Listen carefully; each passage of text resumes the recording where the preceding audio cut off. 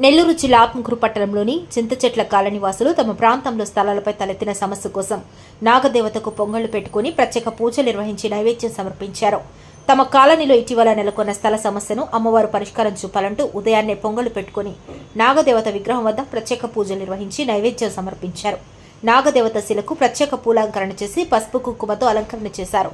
దేవతను కాలనీవాసులు పూజిస్తూ తమ ఇళ్లకు కాలనీవాసులకు ఎటువంటి ఇబ్బందులు తలెత్తకుండా తమ సమస్యను పరిష్కరించాలని మొక్కుకున్నారు. ఈ సందర్భంగా చింతచెట్ల కాలనీవాసులకు నాగదేవత ఒంట్లో పూనటంతో పూనకం వచ్చిన మహిళలపై పసుపు నీళ్లు చల్లి శాంతింపు చేశారు. ఈ సందర్భంగా చింతచెట్ల కాలనీవాసులు మాట్లాడుతూ తాము 3 తరాలుగా ఇక్కడ నివసిస్తున్నామని, ప్రస్తుతం తమ ప్రాంతాన్ని ఖాళీ చేయమంటూ అధికారులు సూచించడంతో తమకు ఎంతో ఆవేదనగా ఉందని, ఎన్నో ఏళ్లుగా తాము నివసిస్తున్న తమ ప్రాంతంలో చిన్నపాటి ఇల్లు నిర్మించుకొని పూట కూలీలుగా పనులు చేసుకుంటూ జీవనం సాగిస్తున్న తమకు న్యాయం చేయాలని నాగదేవతకు పొంగళ్లు పెట్టుకుని మా మొర నాగదేవతకు విన్నవించుకున్నామని తెలిపారు.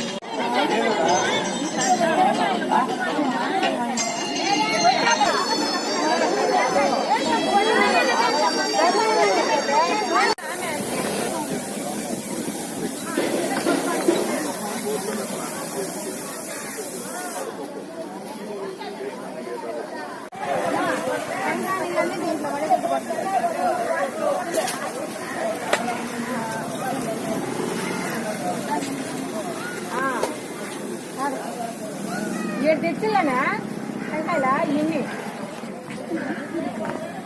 అది ఇలా కడవుడిగా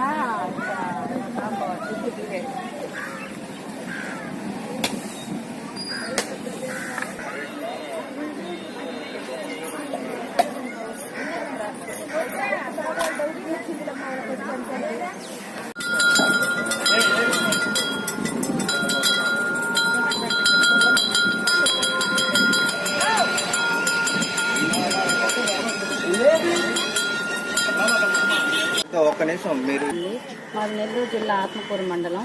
ఇది వచ్చి చింతచెట్టు కాలనీ బస్టాండ్ సెంటర్ సార్.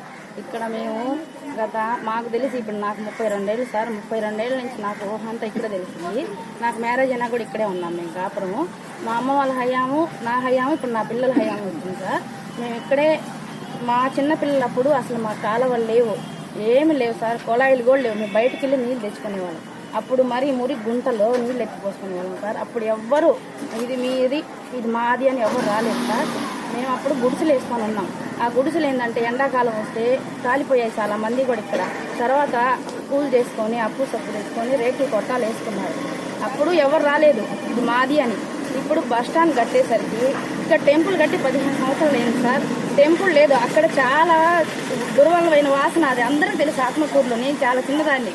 అప్పుడు అందరూ ఇలా పెట్టుకోబోయేవాళ్ళు. తర్వాత రాఘవ సార్కి ఏమనిపించింది, ఏమో అక్కడ టెంపుల్ కట్టాలని కట్టాడు.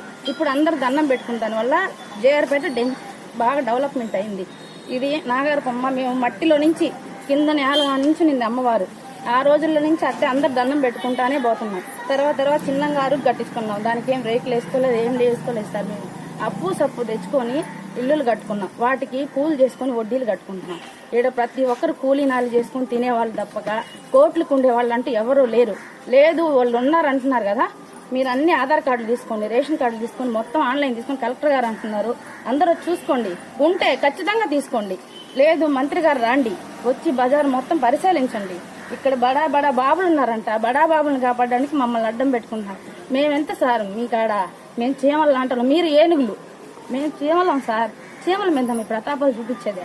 ఈ ప్రభుత్వం గెలవాలని మేము ఎంత సపోర్ట్ చేసామో మాకు తెలుసు, పక్కన ఉన్న నాయకులకు కూడా తెలుసు. కానీ ఈ రోజు నాయకులు కూడా మాకు సపోర్ట్ చేయని పరిస్థితి వచ్చింది. మేము అందుకని మా మొర ఆలకించాలని అమ్మవారిని ఈరోజు పెట్టుకున్నాం. మీరందరూ దయచేసి దయ కలిగి మాకు ఈ ప్రభుత్వంలో ఖచ్చితంగా పట్టాలు, రోడ్లు ఖచ్చితంగా ఇప్పియాలా. మేము మాత్రం ఇక్కడికి మాత్రం లేచిపోం సార్. పోతే మేము మా పిల్లల శవాలే లేచిపోవాల్సింది తప్పితే ఏం పోయే ప్రసక్తి లేదు. ఎంతమంది వచ్చినా ఇక్కడ చచ్చిపోతాం మేము. రండి, మా శవాలు తీసుకొని మా శవాల మీద మీరు తీసుకెళ్ళండి, మేమైతే దానికి సిద్ధమే. ఇక్కడ నుంచి కదిలే ప్రసక్తి అయితే లేదు సార్.